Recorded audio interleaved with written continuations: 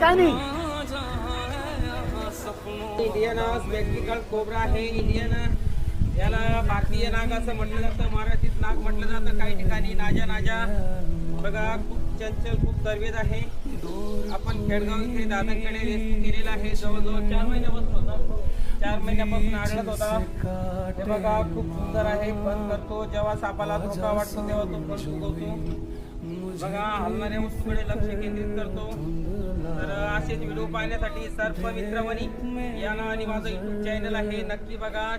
माझ्या चॅनलला like, share आणि सबस्क्राईब करायला विसरू नका. याला आपण कोणत्याही प्रकारची इजा हानी नुकसान न होता त्वरित बर्नीत पॅक करून निसर्गाच्या दिशेने रिलीज करणार आहे.